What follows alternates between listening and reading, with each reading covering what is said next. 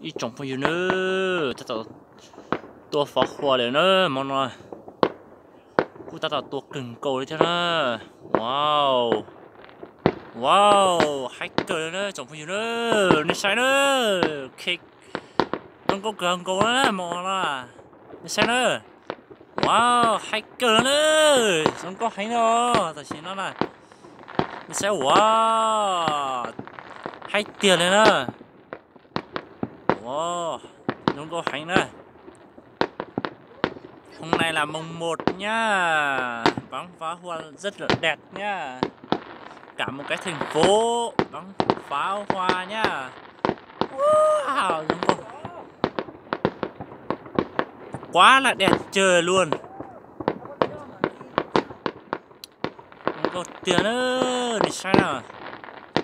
Wow, hay tiền ơi, điều là local liền ơi, mua màu to hay nữa. Thế à, giống có tiền nữa luôn rồi là. Ra, cho cái ít chưa. Giống có tiền cả. Giống có hay nữa đó, nên xem này. Wow, ta nữa. Sai tiền đó tôi cho mà tao có tại chạy xuống. Nên xem nữa, lấy tuần tao cứng của nó nữa. Nên xem lấy tuần tao cứng của nó thay nên chúng mình xem nữa, ít thật chặt nó. Lấy tuần tao hay nữa, nên xem nữa. Wow, wow, ít thật nó thiệt. Wow, nên chẳng nó cũng chỉ dùng có bị chạy thế nào. Nó ta cũng mấy cái thiệt. Wow, bây giờ đi chạy thế hả? Thì cũng chỉ hai bị chạy thế là thay. Món này giờ sẽ y nữa giờ, mùng 1 nữa giờ. Wow. Ta này luôn rồi nè, lấy pin có tắt tỏ, wow, tắt tỏ qua cho phó chi nữa pin nó này, cho quá giống có cứng quá nè, ta thế lo, ta xin nè,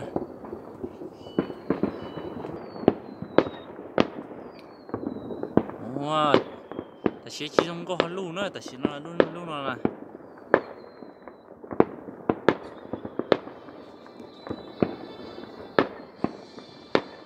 Sai nữa.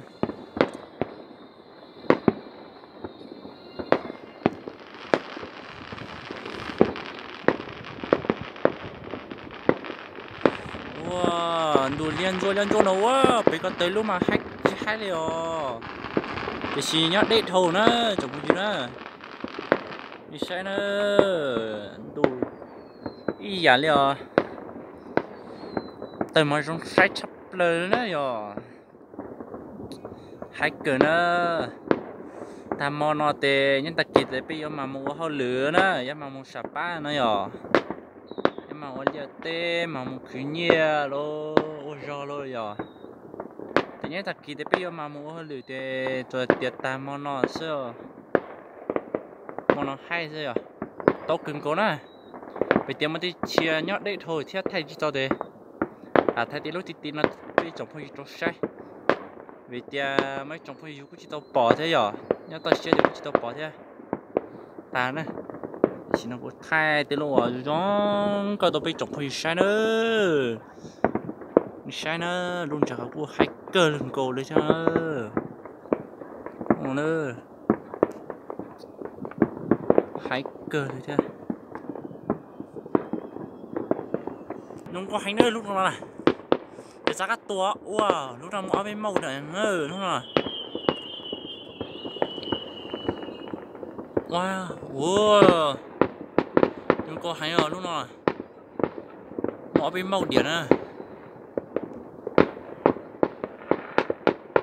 Wow, hai liều ít chồng phi yêu, nên sao? Tua lúc nào ra, tua khác chơi ha? Có tua khác chơi mà chúng có. Wow, có tiền đấy, chẳng có gì đó. Ta tạo tuần này nó sẽ nữa. Hay. Nó chỉ có trong cơ thể có sẽ tới gì giảm một cái này. Wow,